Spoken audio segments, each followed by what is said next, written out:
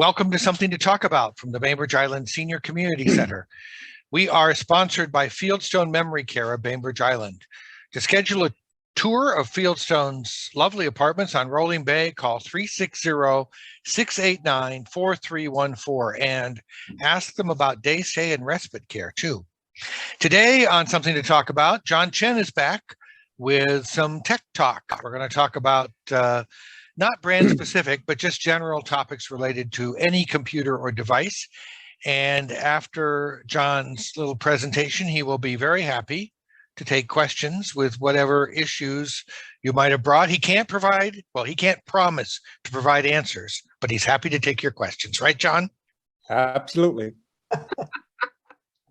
Hey, and Barbara just came through the woods. Isn't that wonderful? Yay. Hi, Barbara. Hello. Hi, Barbara. Your background looks great. One of the high school students at the Silver Tech helped me find this background and set it up for my Zoom account. Oh, great. I have to give credit where credit is due. Yeah, we have some great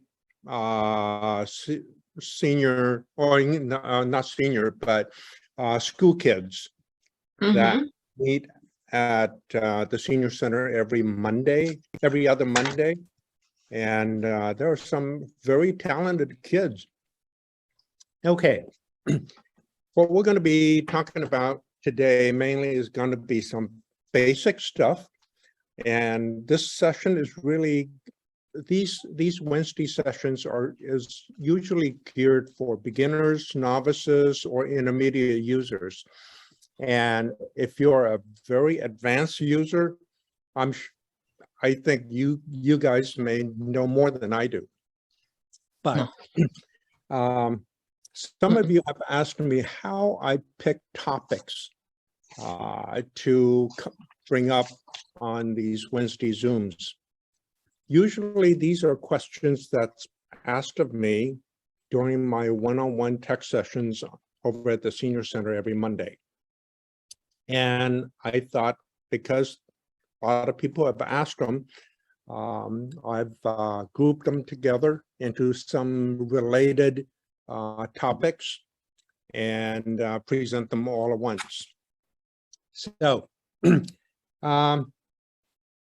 what I'm going to cover mainly are things like, how do you know if you need to upgrade your device? And how do you upgrade? And maybe you don't really need to upgrade, and how to figure that out. And if you decide that, okay, this device is too old and I'm ready to give it away, donate it, or throw it away, how do you do that? Throwing it away is more complicated than it seems. And how do you buy a new device? And how do you decide what kind of new device to buy? And how do you transition from your old device to a new device? And again, that is not that easy sometimes. So, and I'm also going to try to cover a topic that everybody has asked me, which is, how do you back up your device? How do you back up your data? So, okay. How do you really figure out if you really need to upgrade your device? Just remember that there are some people who like to get a new device every couple years. That's kind of like buying a new car. Some people buy a new car every year or every couple years. Other people keep it until 10 years or 20 years or until the car falls apart. So everybody is a little bit different.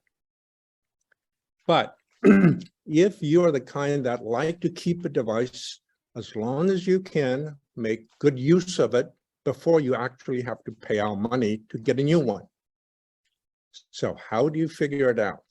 Just remember that most companies, large companies, small companies, they usually figure a lifespan of a device to be around 5 years. Right. Now, that's for businesses. For a personal use, that device often can last 6, 7, 8 years. But that device, it will seem to some of you that device gets slower over time. And quite often I have read an article or some advice from some people that says, oh, if your device is getting old or if your device is slowing down, it's time for you to buy a new device. In my opinion, that is incorrect. It could be true, but usually it's incorrect. It may be the simplest way for you to speed up your machine, which is to get a new device, but it's not necessarily the cheapest way. Now, think of your car. You buy a car, after a couple, 3 years, the car doesn't get slower, but it could. For example, during the winter, you may put a couple of bags of sand in the trunk of your car in case you get stuck in the snow. During the summer, you forget to take it out. So you're carrying these 2 big bags of sand around all the time. True. And if most of you, including me, you open your trunk, you see things left over in there all over. Well, a phone, a computer, a tablet is the same thing. There are stuff that's left in there for ages. You probably have never seen, you'll probably never see them again. Maybe after you bought a new device, you're all excited, so you download a whole bunch of apps. But once you have played with those apps once or twice, you don't get rid of it. So it just stacks up. So anyway, the easiest way is to clean them up, like your photos.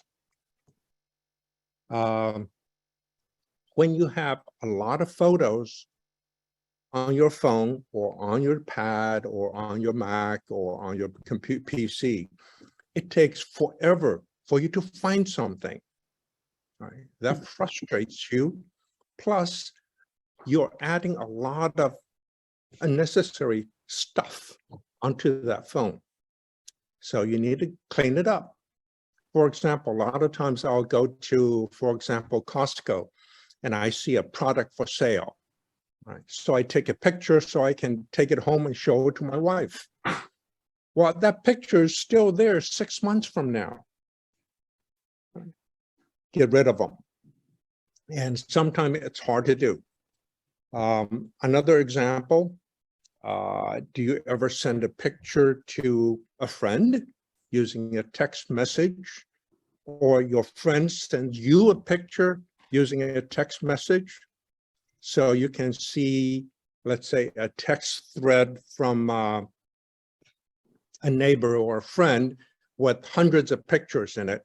And some of these pictures are fun to look at once or twice, but it's not for you to keep it forever. So all of those pictures takes up a lot of space on your phone or on your tablet or any of your devices. So those pictures, it's fun to see. Once you have seen it, get rid of it. All right. If you don't, eventually all of those photos, it's going to clog up your phone. It's going to make your phone slower. It's going to force you to end up buying a new phone. And in fact, that happened to my sister-in-law. And she says, oh, my phone is getting so slow. So I looked at her phone and saw pictures of a big pumpkin that somebody else took. And so she says, I don't really need that. Well, delete it. If you really do need it, I'm not saying delete every photo. If you really do need it or you like to keep it, but get rid of the stuff you don't need. Now, when let's say in year 2000, you bought a new phone. 2001, that same company will come out with a faster phone. In 2002, that same company will again come out a faster phone. Now, the people that writes apps, when they see, oh, this company just came out with a new phone and it's faster, so I'm going to upgrade my software to take advantage of all of those new features and faster computer chip inside of that phone. If you happen to have the same app that you downloaded 2 years ago, well, the software company has updated that app. So now the software is geared more towards the phone that just came out. So obviously it's going to be a burden on your old phone. So from that sense, your phone could get slower, but not because the equipment is getting slower, but because the different apps are taking advantage of the newer machines that's out there. All right, that's something that can't be helped, and but remember that's just one single app, and you're only using one app at a time. So the amount of slowdown isn't that significant. But you should get rid of any apps that you don't use anymore. I still have a whole bunch of apps from years ago that, I found really exciting. It was a fun, it did something really interesting, and I tested it. I said, not that great. And I left it there. So I need to do the same thing myself. Okay, what should you do on a regular basis to keep your machine fairly fast, or as fast as you're able to? First thing you should do is reboot your device. All right, or essentially to tell the device to start fresh.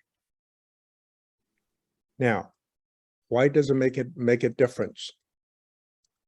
There are areas within that device, whether it be a phone or a pad or a computer, that's called, to use a casual term, let's call it a scratch pad. That scratch pad is for all the apps to use, one at a time. Some of the apps are good little boys, and they will use a scratch pad and afterwards clean it up. Some other apps are not so good, so they'll leave junk in the scratch pad. And if there are junk in the scratch pad, as far as the system is concerned, that little chunk of space is not usable to anyone else. So after you use this app, that app, after you use a whole bunch of apps, if there are any bad players out there who didn't do a good job programming it, it's going to leave a whole bunch of junk in your scratch pad. So by rebooting your device, personally, I do it once a week. It will clean up any kind of scrap that's left over by anybody. So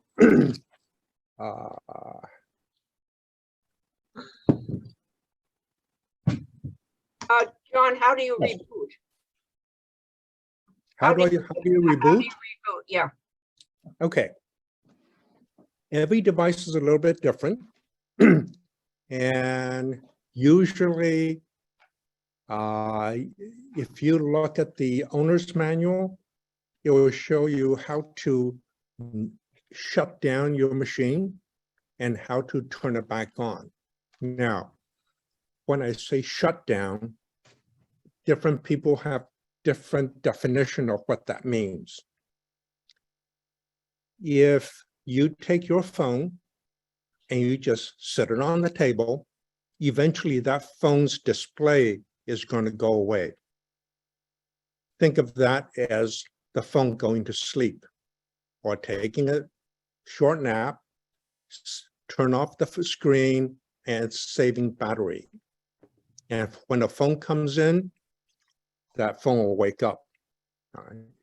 I'm calling that, let's just call that, put a phone to sleep or put a computer to sleep. Somewhere in your manual, it should say how to shut it down, physically turn it off. For Apple device, depending on which version it is, there are, for example, here's a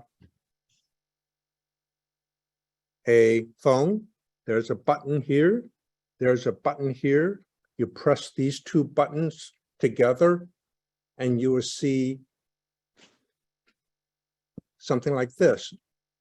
It says slide to power off. And if you slide it to power off, that is physically shutting it down. Okay. Then you have to turn it back on. And for a phone, this is the power button. You press until you see a little Apple logo. There you go. That means it's booting back up. For all the devices, it's a little bit different. So you take a look at your owner's manual. It should tell you how to shut it off, how to turn it on. And I would recommend do that once a week. For a Windows computer, you go to the window logo and tap on it. It will say shut down, or it will say sleep. Now, sleep again usually means turning the screen off, turn the hard drive off, and it will go to a sort of a half asleep mode until you touch the keyboard, and then it'll wake it back up. You'll also see when you tap the Windows logo, it'll say shut down, and that's what will actually shut the computer down. Okay. For an Apple computer, you do the same thing, except you go to a Apple logo instead of a Windows logo. Okay. I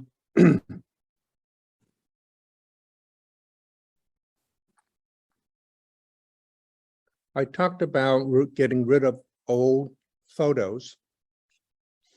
How about email? Most of us have tons of email that different people have sent us or we have sent them. And usually we keep them around thinking, oh, I may need to read that later. Yeah. Ideally, and I say ideally because I don't always follow that rule either. Ideally is you only touch every single email once or at the most twice. First time you get it, if you really don't want to read it again, you got the info you need, delete it. Sometimes I get an email that tells me, I don't want to look at it now. I'm going to look at it tomorrow. So I keep it there. Or I get an email, I think, oh, my wife may want to read it, so I'm going to keep it around. Okay. So after a while, they collect up.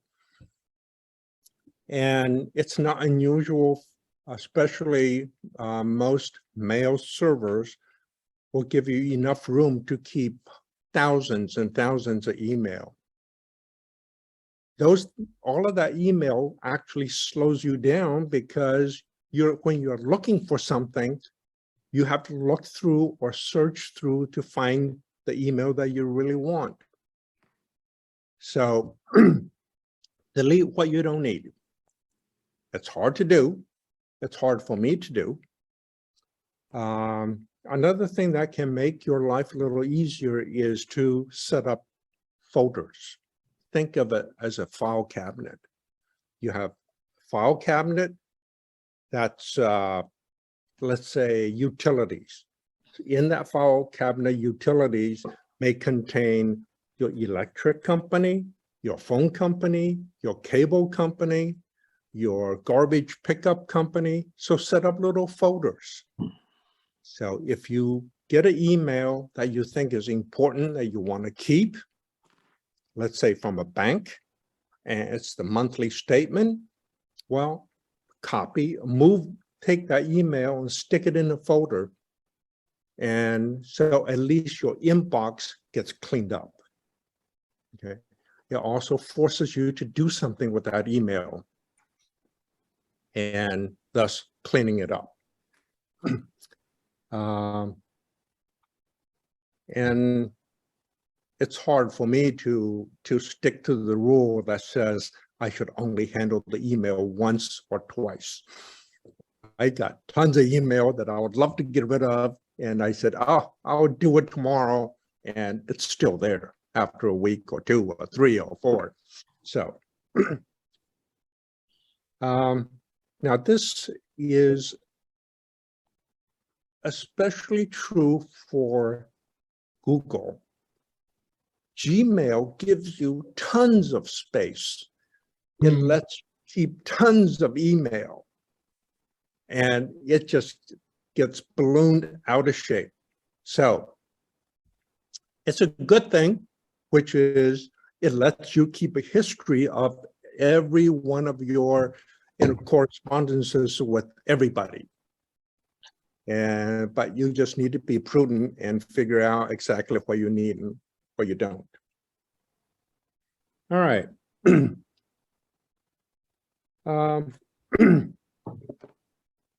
Another way to speed up your machine is to clean it up. This is a little bit more complex, which is reset your device to a factory setting, like it's brand spanking new that you just bought it. All right. That takes work. Why does it take work? Because over time, let's say you have a machine that's 3 years old, and you have stored a lot of data in it. Before you set the computer to factory setting, you need to save all of your data. And you need to find all your data. And once you find it, you need to put it someplace. So then you can set that device to factory setting, which means it wipes everything out and put what you bought, what you got when you first bought that computer. How do you do that? How do you get all the data off? Every computer, Windows or Mac, you can connect a hard drive. Right? And I have an example like here. That's a little hard drive that you can plug in through a cable. And in this case, this hard drive is 1 terabytes, right, which is 1,000 megabytes. And physically, I have to find a way to get all the data from my computer to this little guy. And just as an FYI, there's also one of these, which has the same capacity, 1 terabyte. Right.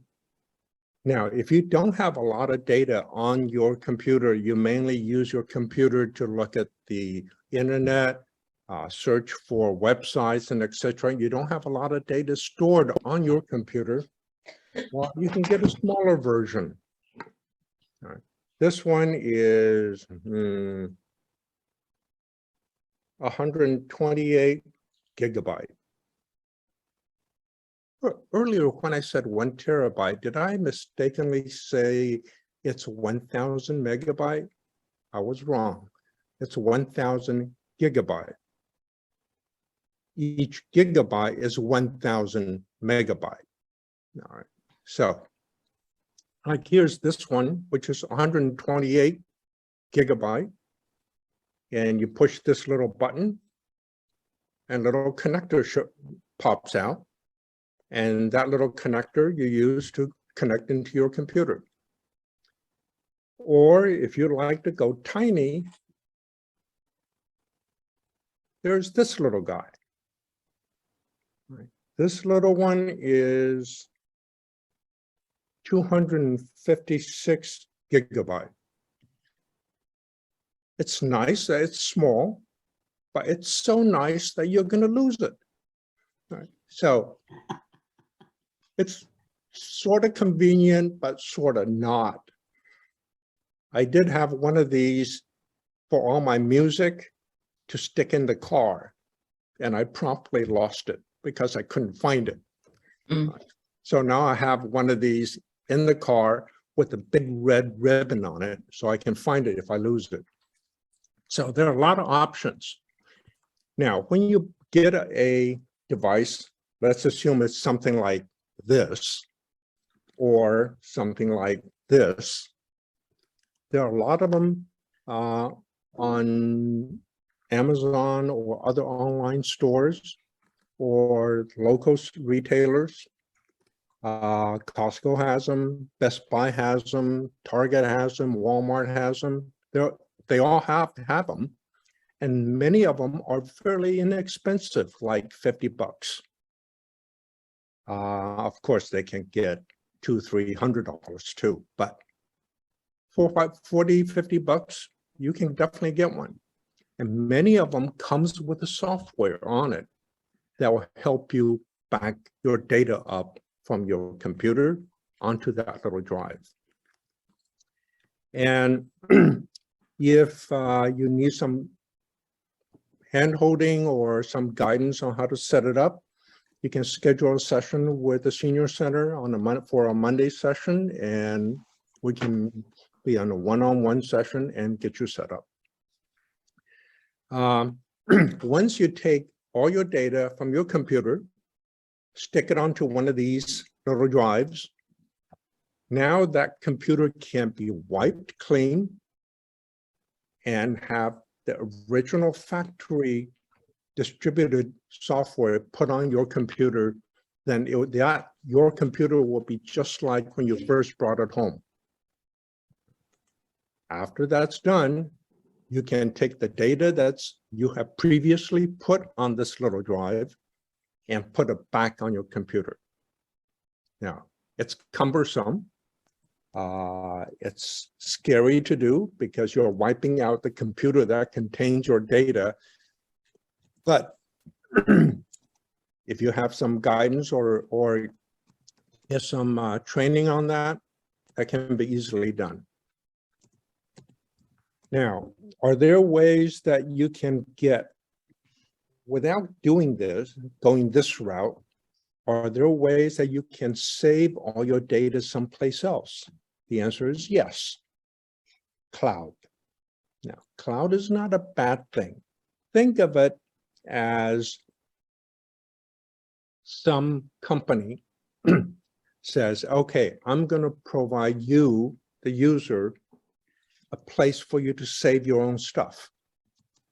Google has it, and Google calls it Google Drive.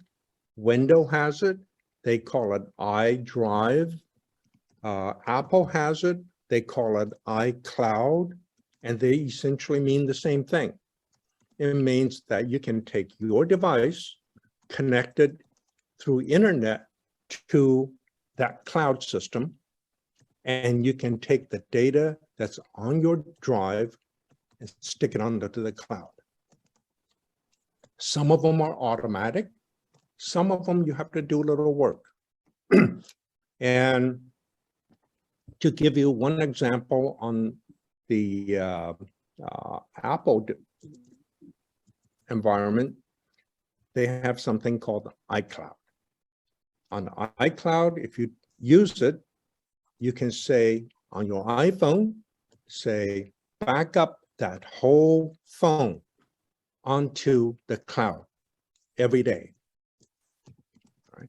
So if for some reason you lose the phone, you get a new phone, and then you get on the cloud and say, put everything back onto my new device. It'll put everything back just like the way it was before. For Android phones, I know there's a feature similar to that. I don't know what it's called, but I can definitely look it up and let you know if you're interested. For a Mac computer doesn't quite do it the same way. A Mac computer has something called Time Machine. And Time Machine is a very thorough way of automatically keeping your data safe. All right. To give you an example, let's see, where do I have it?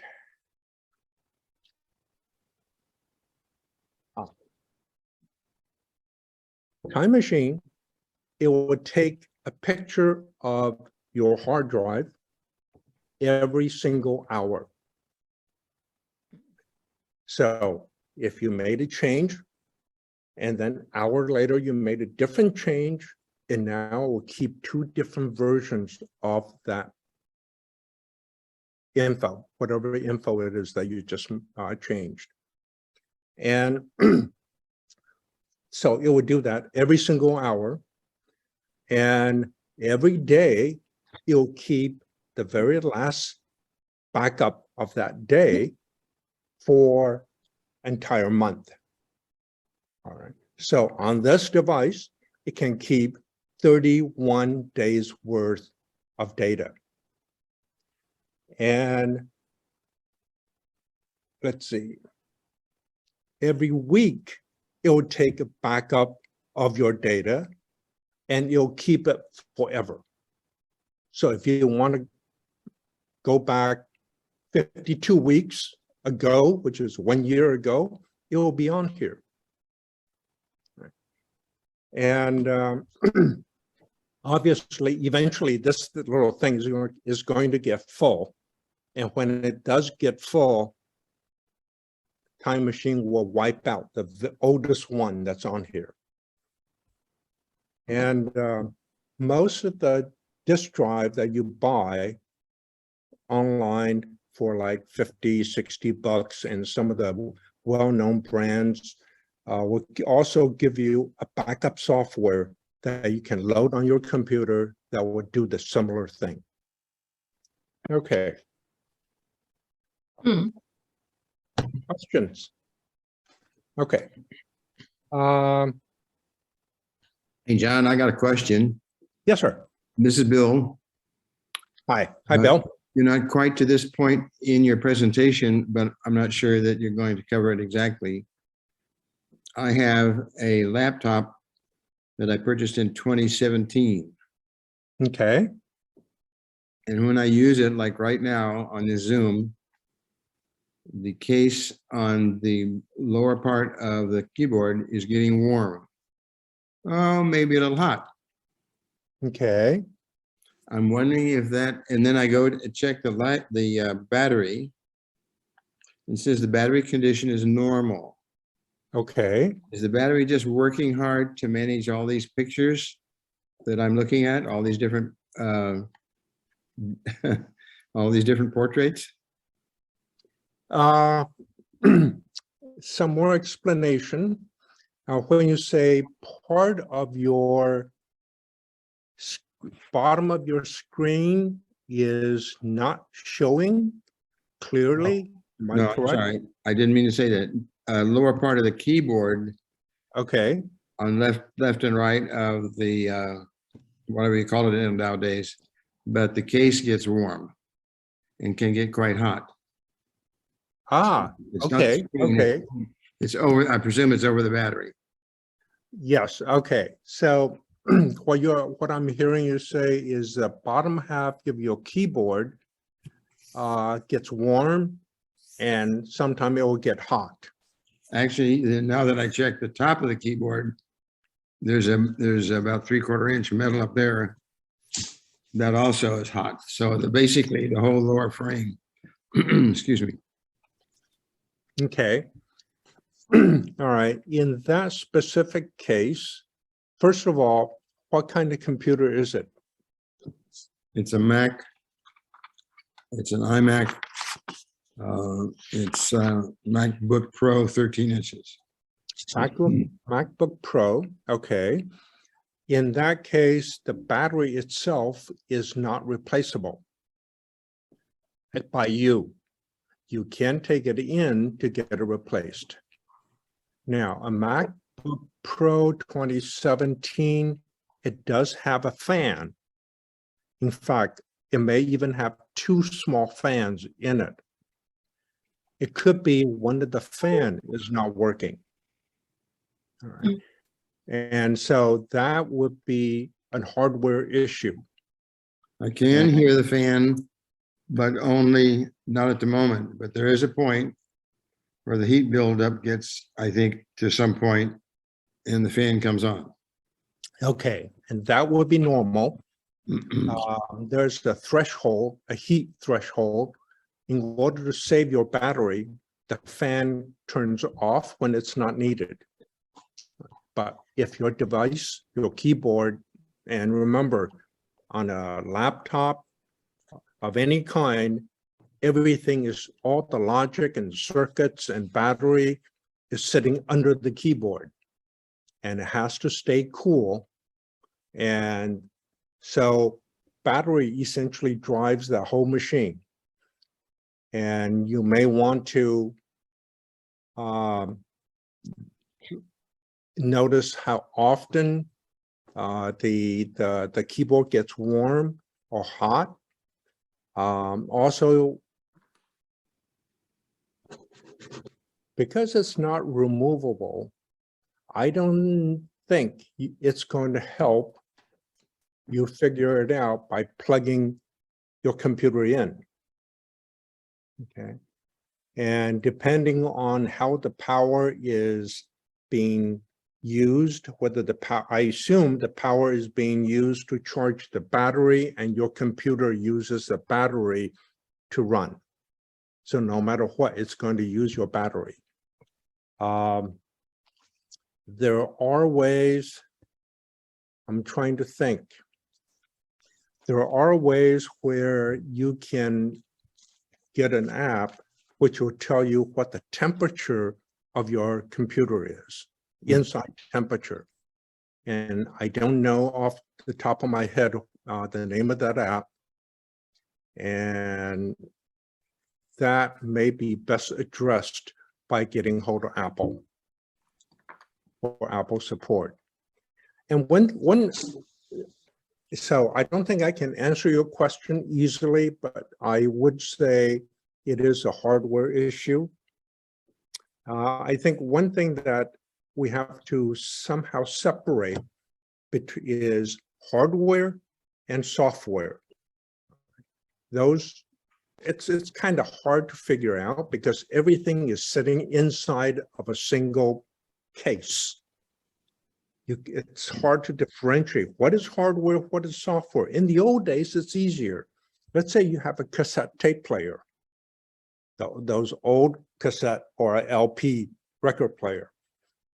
When you buy it from the store, it has it's a boom box, or it could be just a unit, and you can't really play music. You have to buy music to stick the cassette into that cassette player. So think of that cassette player as the hardware, the music that you buy as the software. Okay? You have to have the two to play. On a computer, it's a little bit different because everything disappears inside of this metal case. So it's kind of hard for you to differentiate what's hardware and what's software. But just like on an old cassette tape, if somehow something happens, you have tape spitting out on the side of that little cassette. Well, you have to fix the software by taking a pencil and start reeling that tape back into that little cassette, right? Okay, again, so that is a cassette issue, meaning a software issue, not really, but yeah, it's a thing that contains software, the software being the music. There's nothing wrong with the cassette player itself. But if every tape you put into that cassette player gets jammed up, then you start to suspect that it could be the cassette player that's actually screwing up. All right. So same with the computer. We just have to spend more time trying to figure out what is hardware and what is software. And Bill, in your case, I would definitely say that's a hardware issue. And you may just want to give Apple support a call. And you may have to set up a session with one of the Apple tech at one of the Apple store and make an appointment and go over and for them to take a look at. Thank you. I didn't notice this until recently, but the case does get quite hot. Okay. I suspect that I should pay attention to it and do something. Okay. It's a 5-year-old laptop, but it works just fine. Okay. But I would also say that, by the way, do you normally shut that computer off, down? I mean, doing a shutdown? Seldom. Seldom. I would say start that. Yeah. Okay. Yeah, because there may be some program that's on that machine that is continued to run all the time, and thus end up overheating certain parts of that computer and running up your battery. I mean, using up your battery and running up the temperature. Thank you. I will start doing that too. And you can go on with your presentation. I really appreciate your time.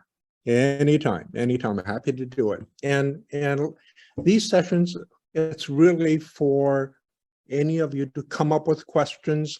And if I can answer them right away, maybe you and other people can both benefit. Francis, you have a question? I have the same MacBook Pro, same year. I've never paid much attention to the feeling of the keyboard or the frame. And now, and it's sort of like reading Reader's Digest about an illness and suddenly you've got all the symptoms. So I don't know if, I'm just overreacting but suddenly it's feeling warm. I wouldn't say really hot, and I do have a hearing problem. I've never heard a fan.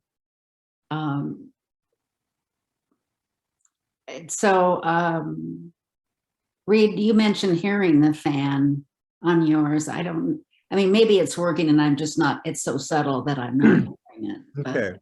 Also, I just wanted to say that there aren't many Mac stores that are convenient, but there is a wonderful shop in Paulsville that does nothing but Macs. And so if you need to get something, I don't know if there's anything on Bainbridge. I don't live on Bainbridge. Yeah, I think there is definitely a place on Bainbridge.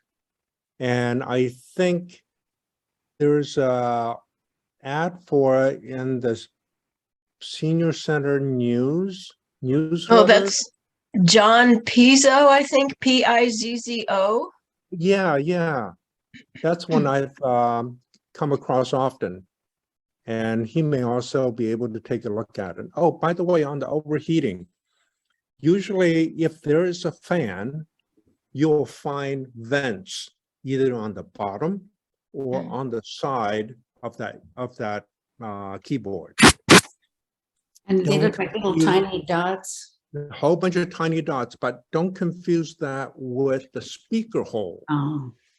Okay. And these are, I don't have one on hand, but these are little kind of like tiny version of a vent in a car, on a car dash. Oh. Okay. So it's a little grill. And if you do, a lot of times they're on the bottom. Quite often, sometimes a person will take a laptop. Because it's a laptop, they put it on their lap. And the lap contains fabric, right? Your pants, your skirt, your blanket, and it covers up the hole. That causes it to overheat.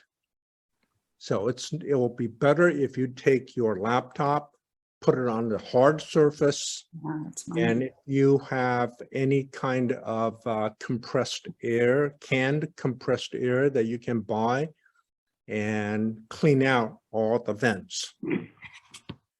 Tell me the name of the store in Poswell, please. Say again? Can you tell me the name of the store in Poswell and on Bainbridge? Oh, it's a funny name. Oh, I can't remember it.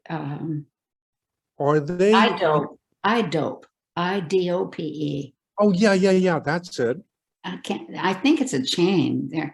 There was one in an airport in Austin when I was there and needed a cord, and they directed me to the store, and I think it was an iDope. I don't know what that name means, but they're very efficient, and sometimes I've gone in there and they've actually fixed something that was actually minor, and they haven't charged me. Well, great. Thank you. All right. So clean out all your vents if you have it. Any kind of louvers. And I had a tower PC which stands about 2.5 feet high, and it sits on the floor. All right. And the floor is covered with carpet. And every once in a while, I take the sides and the back off of that computer, and the fan is covered, the blades of the fan is covered with little fibers. All right. So I spray them clean, and then my computer runs cooler. Okay. Let's see. Okay. If you have a device that you are ready to give away, whether you give it away to a relative or some kind of people who reuse items like Goodwill, or if you decide to just throw it away in the garbage, let the weekly garbage pick it up, which you really shouldn't do because of all the chemicals that's in there. But when you give your device away, just remember what you have put on that device.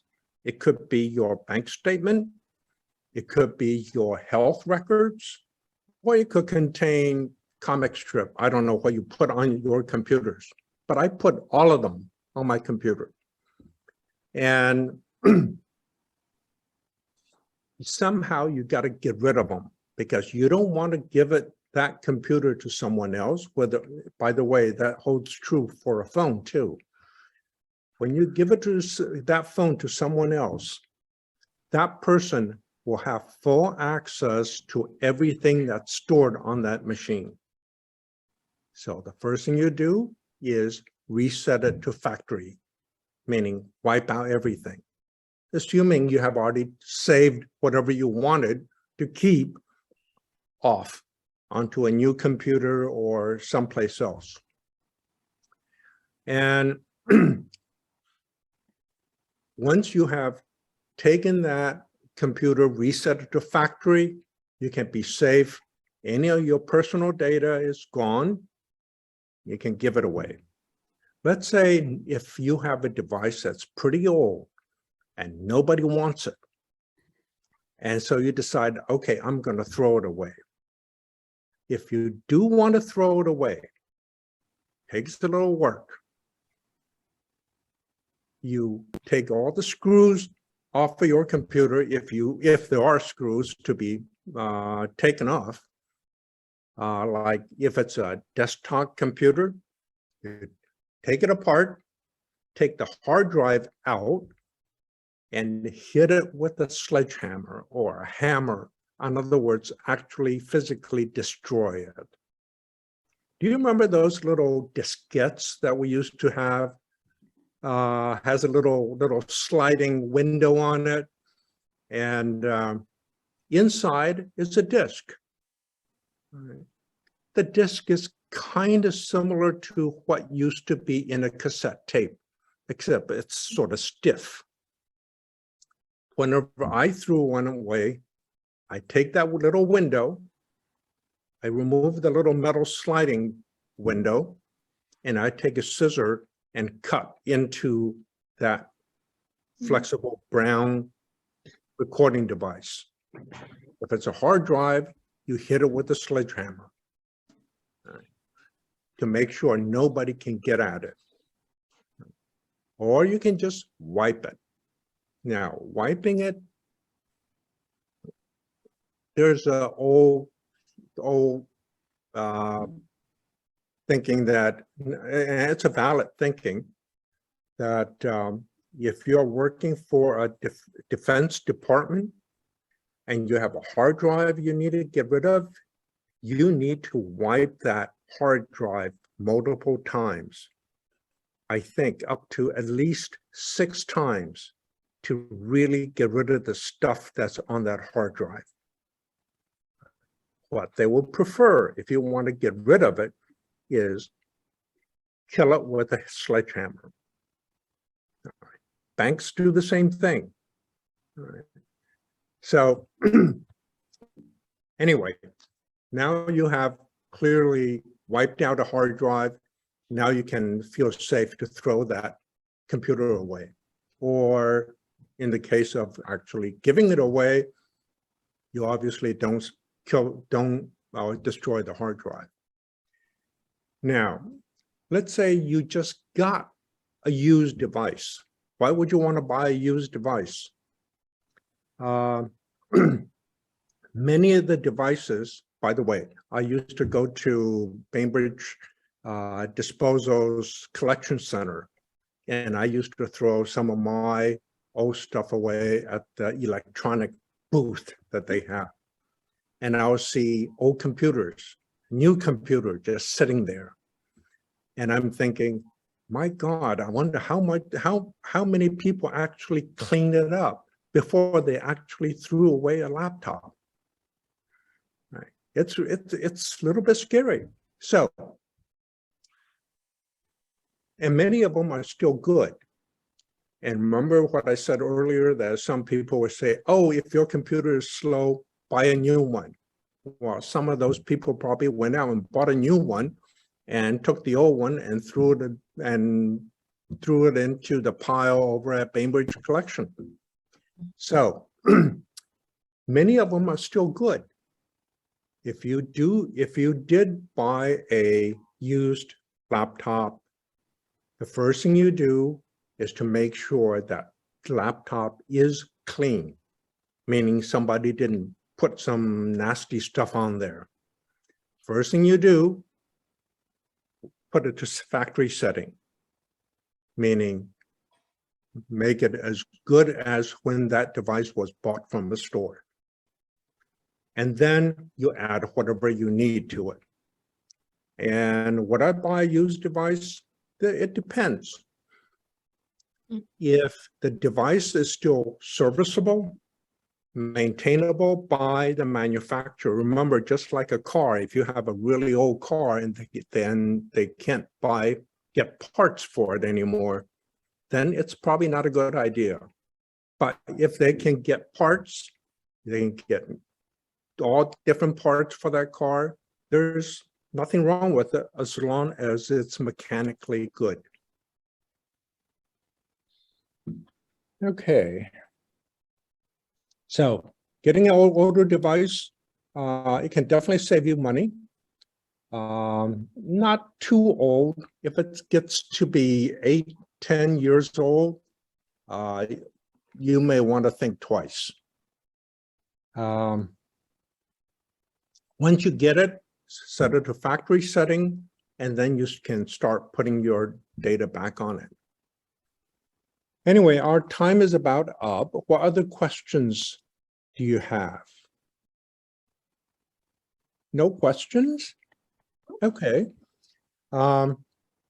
If any of you have any thing that you want to address one-to-one, just call the senior center and schedule a session with me or any of the senior tech from the high school, and we can do our best to get your problem resolved. And by the way, it's always free of charge.